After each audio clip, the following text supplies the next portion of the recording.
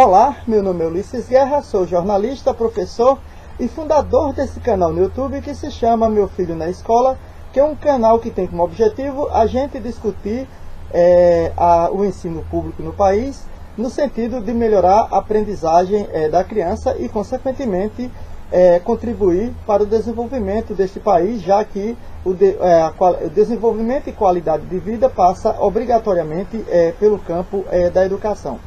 O nosso tema que nós vamos abordar hoje vai ser a questão da brincadeira, da importância da brincadeira e não aquele brincar por brincar, mas também a brincadeira estabelecendo regras, como forma da criança criar uma autonomia. O brincar tem essa característica, desde que essa brincadeira seja levada seguindo regras, obedecendo as regras estabelecidas dentro do jogo, ela tem uma importância fundamental para o desenvolvimento do juízo moral, o desenvolvimento do consenso ético e moral e também do próprio desenvolvimento cognitivo do ser humano. Em vista que as brincadeiras, quando a criança brinca, ela imita as ações dos adultos e ao mesmo tempo já vai construindo o seu próprio mundo, se posicionando dentro desse próprio mundo. Essa ideia de trazer esse assunto hoje aqui, que eu nesse vídeo, inclusive já tenho outros vídeos que já dão uma abordagem na questão do brincar, mas aconteceu que a semana passada nós estávamos eu conversando com uma colega de escola, mais precisamente a Meire, que ela é pedagoga, trabalha nos anos iniciais, é especialista em letramento, e a gente eu coloquei para ela que se as crianças da escola, as crianças de hoje, eu havia percebido que as crianças estão perdendo essa coisa fundamental dentro do ser humano, que é o brincar. Mas o brincar com regra, obedecendo aquelas regras,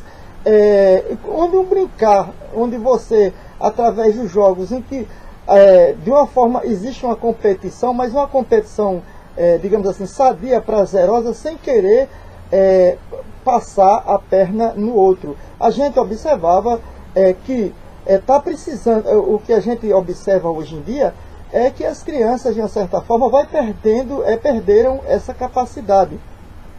Isso porque a gente, no decorrer da conversa, a gente trocando essas ideias, esse conhecimento, abordando sobre isso, a gente observou, chegou praticamente a uma conclusão, ou seja, um indicativo de que essa qualidade de brincar, essa forma prazerosa, tanto eu citei exemplos da minha infância, como o caso de Meire também citou exemplos dela.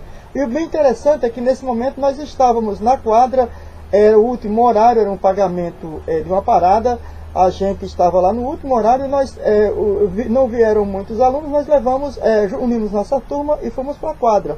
E lá notamos os meninos dispersos. Então, eu e Meire, a gente se reuniu e pegou umas crianças e começou a jogar vôlei. E a gente falando para ela que o vôlei tinha uma regra, que tinha uma forma de tocar na bola, e eles começaram ali se inserindo. E aí veio essa ideia de abordar esse tema. No campo teórico, existe bastante produção sobre isso. O Winnicott, mas também o que eu me fundamento, o que eu vejo tem se dedicado mais à vida tem sido Humberto Maturana, onde ele tem até um livro dele, que é Amar e Brincar, os fundamentos esquecidos nos transcursos da humanidade. Ou seja, Maturana vai abordar exatamente isso, que as pessoas estão perdendo um fundamento essencial na criança do desenvolvimento do psique, do desenvolvimento cognitivo humano, que é o brincar. Eu me lembro que certo dia assistindo um filme Tabu, um filme preto e branco, isso é bastante interessante, que a gente observava o quê? Que nesse filme Tabu, parece que é de 1956, uma produção bem antiga, ainda preta e branca. É interessante que a criança acontece numa comunidade esquimós, lá no Polo Norte de Esquimó, e a criança, ela imita um urso de gelo e faz uma flechazinha e vai caçar o urso. Nesse momento em que a criança está desenvolvendo aquilo, automaticamente ela está desenvolvendo uma habilidade. Eu ainda me lembro no meu tempo de criança, eu nasci na zona rural, aliás, nasci na zona urbana, mas fui morar por muito tempo na zona rural.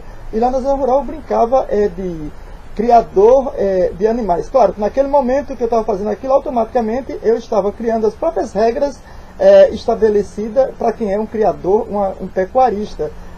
Logo hoje, pecuarista, engraçado, né? Mas aí tinha outro, e a gente até fazia a relação de compra e venda de animais através daquelas carteirinhas de cigarro. A gente rasgava, abria a carteirinha de cigarro que eles jogavam fora e fazia ali as moedas.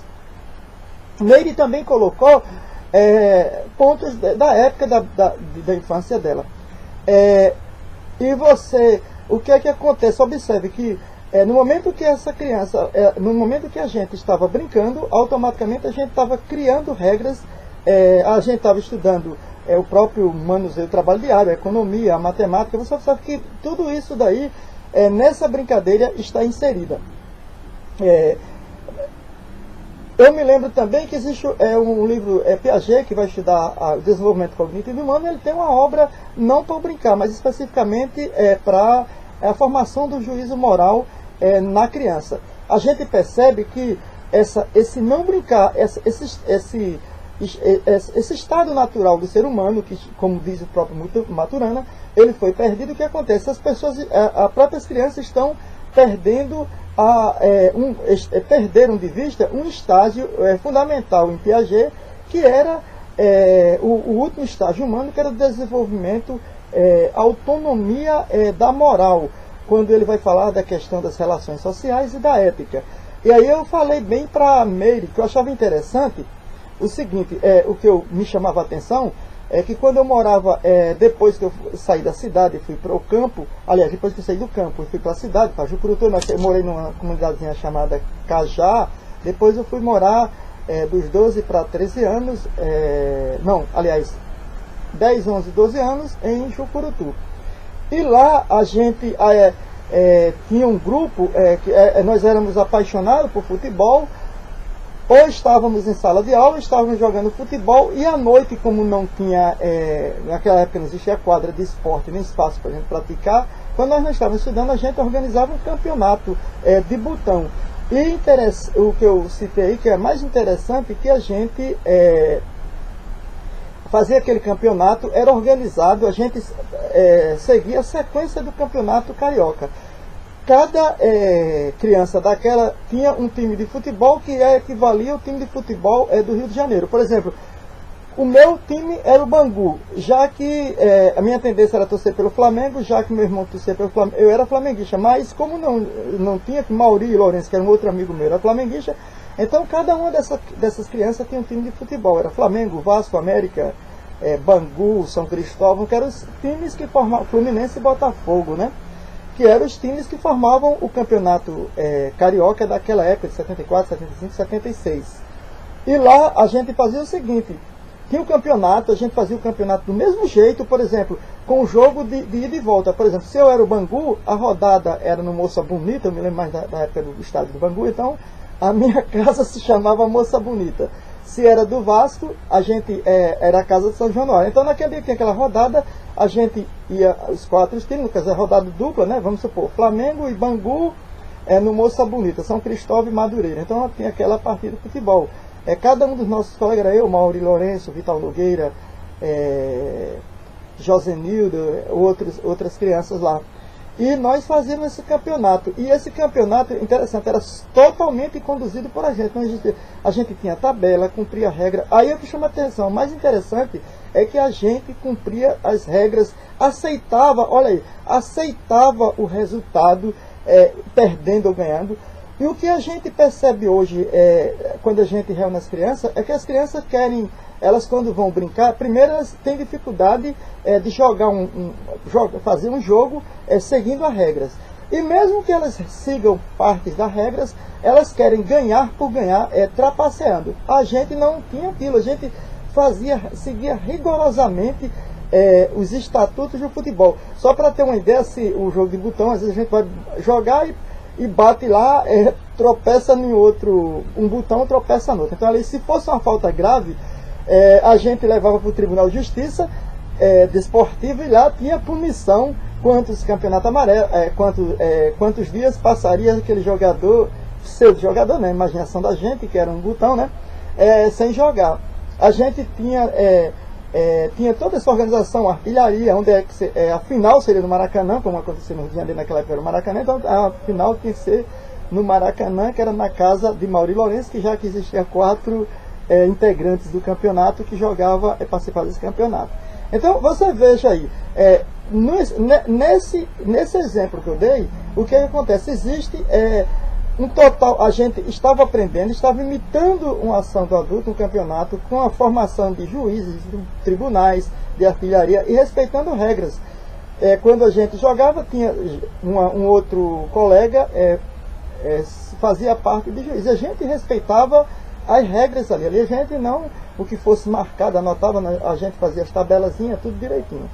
Então era isso que eu veio chamar a atenção, da importância da criança, desse brincar, do brincar no sentido de respeitar regras e de imitar realmente, porque quando você imita a ação do adulto, e automaticamente você vai estar se inserindo, está aprendendo, aprendendo a ser adulto, a ter responsabilidade, a seguir regras. Eu achei bastante interessante esse diálogo com o Meire. Como eu digo, cada trabalho desse, cada tema desse que eu trago aqui, ela tem uma fundamentação teórica, claro que tudo que a gente vai falar na vida tem sua opinião pessoal, tem alguma coisa de mim, mas geralmente essas discussões que eu trago aqui, eu trago fundamentado em textos teóricos, na vida prática diária do dia a dia, e também com consulta com outros especialistas. Fundamental importância para você ter sempre ser assessorado por pessoas que sejam especialistas. Como eu sou professor de disciplina específica, apesar de pesquisar bastante, é necessário sempre ouvir outras pessoas. E uma das minhas consultoras é a professora Meire, da qual eu tenho profunda admiração. Lá no colégio, nosso colégio é a escola que a gente trabalha, que eu trabalho hoje, é o Francisco de Oliveira, que é uma escola que tem tido excelentes resultados, dispensa até comentário, em vista de que o Francisco de Oliveira esse ano conseguiu o 3º lugar no IDEB. Nós temos excelentes professores, que eu gosto de ouvir, entre as quais está a Meire, está a professora Marinalva, uma professora de bastante experiência. Eu gosto, Meire, meu diálogo é mais na questão do letramento, da alfabetização, já que ela é especialista nisso.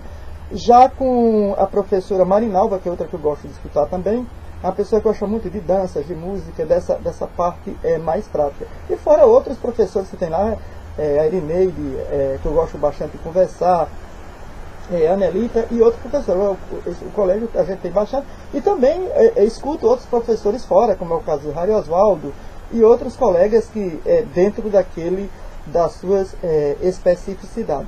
Então, gente, era esse o nosso comentário que tinha para hoje. Sim, lembrando um pouco, eu não sei se, até esqueci de falar isso, que essa questão do brincar, a gente tem observado que ela se perdeu porque a família, os pais, muitas vezes, os pais, em boa parte, eles não estão tirando um tempinho para brincar com essa criança, ajudar essa criança a, digamos assim, dar o pontapé e ela depois ir brincar de forma autônoma. Então, gente, era essa a discussão que a gente tinha para hoje. Caso vocês tenham gostado, dê um joinha. Caso queira compartilhar comentar, fique à vontade, porque é através do comentário com vocês que eu também aprendo. Isso aqui é um espaço de discussão. E caso queira compartilhar, melhor ainda, porque esse conhecimento vai chegar até outras pessoas. Muito obrigado e até o nosso próximo encontro.